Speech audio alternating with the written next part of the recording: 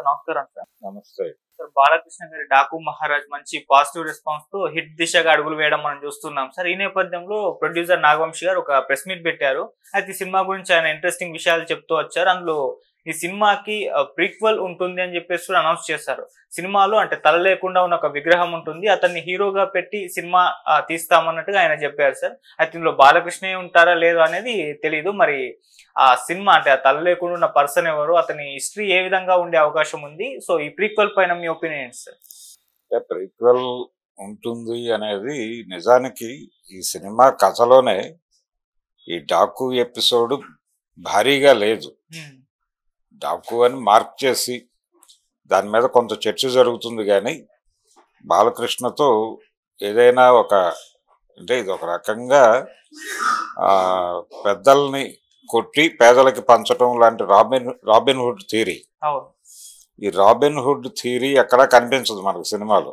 ఇది స్ట్రైట్ అవే ఆయన తన పద్ధతిలో ప్రభుత్వం నుంచి ఒక బ్యూరోక్రాట్గా బయటకు వచ్చేసి ప్రజానాయకుడిగా దాన్ని డ్యామ్ సాధించుకోవటానికి ఏం చేయాలి అనేది ఈ కథ డాకు మహారాజ్. అయితే ఈయన వీళ్లతో యుద్ధం చేస్తాడు, ఒక విప్లవకారుడిగా చేస్తాడు.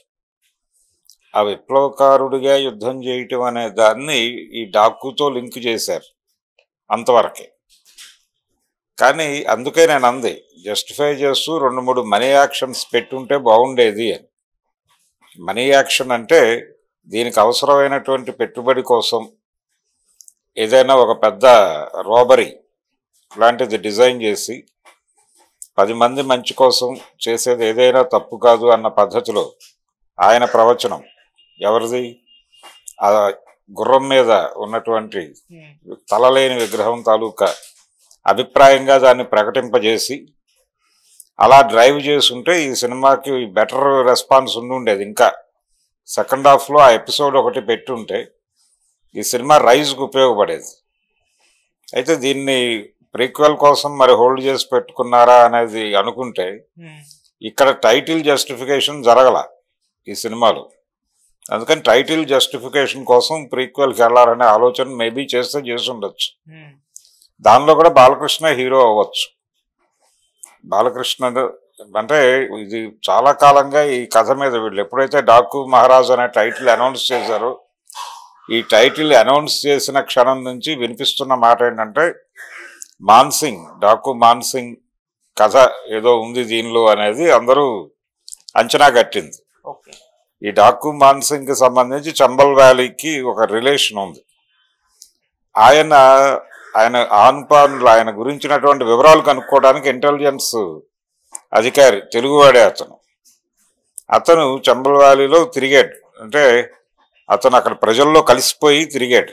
ఆ తిరుగుతున్నటువంటి క్రమంలో అనుకోకుండా ఒకరోజు ఒక గ్రామంలో జరిగిన ఒక వివాహానికి ఆయన హాజరయ్యాడు. మాన్సింగ్ వచ్చినప్పుడు అక్కడ ఇతను కూడా ఉన్నాడు, ఇంటెలిజెన్స్ ఆఫీసర్ కూడా మారువేషంలో ఉన్నాడు. అక్కడ ఉన్నప్పుడు అతను అక్కడ గ్రామస్తులందరినీ కూర్చోబెట్టి మాట్లాడినటువంటి పద్ధతి చూసి ఇతను అడ్మైర్ అయ్యాడు. అడ్మైర్ అయ్యి ఇతను రిపోర్ట్లో రాశాడు అది ప్రత్యేకంగా. ఆ రాసింది ఏంటంటే ఇతని గురించి బయట రకరకాల కథనాలు ప్రచారంలో ఉన్నాయి, ఇతను దుర్మార్గుడు అది ఇది అని. ఇతన్ని గురించినటువంటి వివరాలు ట్రేస్ చేయడం కోసం మేమందరం ఇక్కడ తిరుగుతున్నాం. జనంతో అతను కలిసిపోయి ఉన్నాడు. కలిసిపోయి ఉండటం మాత్రమే కాదు, జనం కూడా అతని పట్ల చాలా ప్రభుత్వం మీద ఉన్న నమ్మకం కంటే కూడా అతని మీద ఉన్న నమ్మకం పెద్దది జనంలో. అంత నమ్మకాన్ని అతను ఎలా సంపాదించుకున్నాడు అంటే అతను వర్క్ చేస్తున్నాడు, అక్కడ జనం కోసం పని చేస్తున్నాడు. అలాగే అతను కూర్చోబెట్టి మాట్లాడిన పద్ధతి చాలా అద్భుతంగా ఉంది. ఆయన గ్రామాలని ఎలా అభివృద్ధి చేయాలి అనే దానికి సంబంధించి చాలా క్లియర్ విజన్తో మాట్లాడాడు అతను. ఇంత స్పష్టమైన అవగాహనతో మాట్లాడిన ప్రభుత్వ అధికారిని కూడా చూడలేదు నేను ఇప్పటిదాకా. పర్టికులర్గా గ్రాస్ రూట్ లెవెల్లో అక్కడ ఉన్నటువంటి సమస్యల మూలాలు ఏమిటి అనేది తెలిసి మాట్లాడాడు ఆయన అని తన నివేదికలో అతని గురించి చాలా అద్భుతమైనటువంటి డైరెక్షన్ ఇచ్చాడు.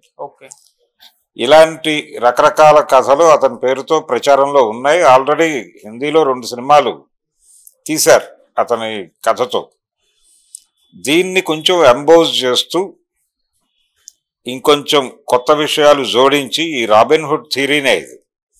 అంటే గద్దల్ని కొట్టి పెద్దల్ని కొట్టి పేదలకి పంచటం అనే ప్రోగ్రాం ఇది మనకి అక్కడ దానిలో ప్రదర్శిస్తారు. అంటే హై ఎమోషన్ మీద నడుస్తుంది సినిమా.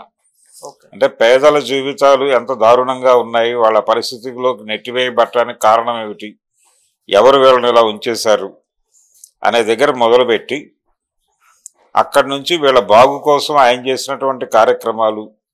ఇప్పుడు చాలా ప్రాంతాల్లో ఈవెన్ నక్సలైట్ల గురించి కూడా ఇలాంటి అభిప్రాయాలు ఉన్నాయి ప్రపంచానికి. చాలా ప్రాంతాల్లో వీళ్ళు వేకేట్ చేసేసిన తర్వాత అంటే ప్రభుత్వం ఎన్కౌంటర్లు చేసి నిర్బంధాన్ని ప్రయోగించి కొన్ని ప్రాంతాలను వేకేట్ చేయించింది. నల్లమలలో ముఖ్యంగా నల్లమలలో వేకేట్ చేసిన తర్వాత కొంతమంది జర్నలిస్టులు వేకేట్ చేసిన తర్వాత నక్సలైట్లు వేకేట్ చేసిన తర్వాత నల్లమల ఎలా ఉంది అనేది కథనాలు రాశారు.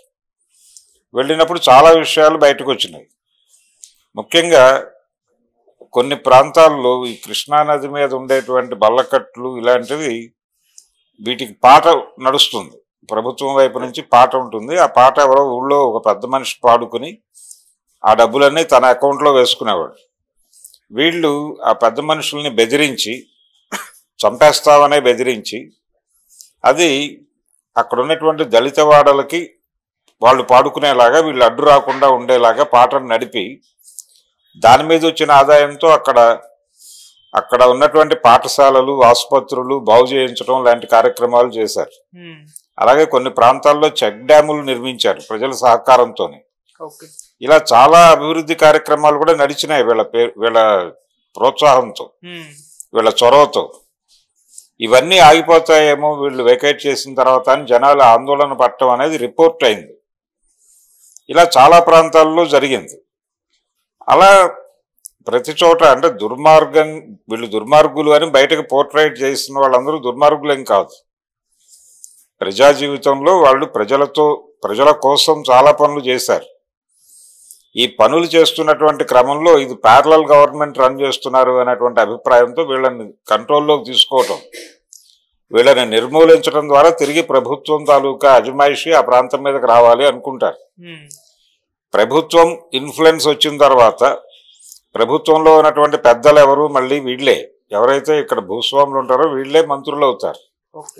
మనకి స్వతంత్ర భారతంలో టోటల్గా చంబల్ వ్యాలీ కావచ్చు, నల్లమల కావచ్చు, మరో ప్రాంతం కావచ్చు, దండకారణ్యం కావచ్చు, ఎక్కడైనా కానీ ఇప్పటి వరకు భారతదేశంలో చట్టసభలలోకి వెళ్ళినటువంటి వాళ్ళ కులగణన తీస్తే ఈ కింది కులాల నుంచి నిర్ణయాత్మక పాత్రలోకి వెళ్ళినటువంటి పొలిటీషియన్స్ ఎవరన్నా ఉన్నారా అని తీస్తే చాలా తక్కువ పర్సంటేజ్లో తగులుతారు తప్ప అదేమీ ఇన్ఫ్లుయెన్స్ చేసేటువంటి నెంబర్ కాదు అది. అంటే దాదాపు 3 నుంచి 4% కంటే ఉండదు అది. మిగిలిన రెస్ట్ ఆఫ్ ఇదంతా కూడా అగ్రకులాల చేతుల్లో నడిచిన రాజకీయం. ఈ దేశంలో సంపద చాలా ఖచ్చితంగా అగ్రకులాల చేతుల్లో ఉంది. ఇక్కడ కులమే వర్గంగా ఆపరేట్ అవుతున్నటువంటి సందర్భంలో ఈ కింది కులాల వాళ్ళని రకరకాలుగా కల్చరల్గా కూడా అణచివేయటం జరుగుతుంది. ఈ కల్చరల్ అణచివేత అనేది ఏ లెవెల్లో ఉంటుంది అనేది ఇటీవల రకరకాల సందర్భాల్లో మనం చూస్తున్నాం. ఈ రకమైనటువంటి కండిషన్స్లో నుంచి అక్కడికక్కడ ఎవడో ఉద్భవిస్తాడు, పుట్టి ఆ జీవితాలని మార్చుకోవటం కోసం ఒక ప్రయత్నం జరుగుతుంది.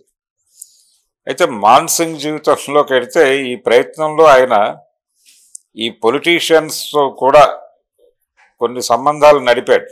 అంటే వాళ్ళని తను బెదిరించటము, కొన్ని సందర్భాల్లో వాళ్ళతో స్నేహంగా ఉండటము, ఆ స్నేహంగా ఉంటూ అక్కడ ప్రజలకు ఏదైనా మేలు జరిగేలాగా చేయటము కొద్ది మేరకు. అంటే ముళ్ళపూడి వెంకటరమణ గారి డైలాగ్ ఉంటుంది, మీకు అరగబోని దానిలో 60వ వంతైనా ఇవ్వండి కనీసం వాళ్ళు బాగుపడతారు అని. ఒక పొలిటికల్ డైలాగ్ రాస్తాడు ఆయన కృష్ణావతారం అనే సినిమాలో. ఒక పొలిటీషియన్ అక్కడ పార్టీ జరుగుతుంటే పిల్లలు వచ్చి రొట్టెలు అడిగితే వాళ్ళని తంతే అప్పుడు హీరో కృష్ణ గారితో డైలాగ్. అతను కూడా దొంగ రకరకాల వ్యవహారాలు చేస్తూ ఉంటాడు. డౌన్ ట్రాడెన్ దీని నుంచి వచ్చినటువంటి హీరో క్యారెక్టర్. అది కూడా ఒక రకమైనటువంటి రాబిన్హుడ్ థియరీనే. ఆయన పేద పిల్లల తరఫున కత్తి దూసి ఆ రాజకీయ నాయకుల మీద, మీ నల్లదొరలకు ఓట్లేయాలంటే వీళ్ళ ఒంట్లో కనీసం పోలింగ్ బూత్కి వెళ్ళే ఓపికైనా ఉండాలి కదా, అదైనా ఉంచండి వాళ్ళకి అంటాడు. అని అక్కడితో ఆగకుండా మిమ్మల్ని మీ సంపదల్లో వాటాలు అడగటం లేదు వాళ్ళు, మీరు తినే దానిలో చాలా వరకు అరగదు, మీకు అరగని దానిలో 60వ వంతు పెట్టామనుకోండిరా కనీసం అని చెప్పి ఓ డైలాగ్ ఉంటుంది. ఇదే పద్ధతిలో ఈ క్యారెక్టర్ నడుస్తుంది. నడిచి పేదల కోసం నిలబడేటువంటి ఒక నాయకుడిగా ఆయన్ని ఎస్టాబ్లిష్ చేస్తూ ఆయన్ని బయట ఎలా పోర్ట్రేట్ చేస్తున్నారు, ఇక్కడ ఉన్నటువంటి క్యారెక్టర్కి బయట పోర్ట్రేట్ అవుతున్నటువంటి క్యారెక్టర్కి ఉన్నటువంటి వేరియేషన్ ఏమిటి, తేడా ఏమిటి, దీని మీద చాలా డ్రామా నడపచ్చు. ఓకే, ఇది వాళ్ళని అట్రాక్ట్ చేసి ఈ సినిమాలో అలా సూచనప్రాయంగా చూపించి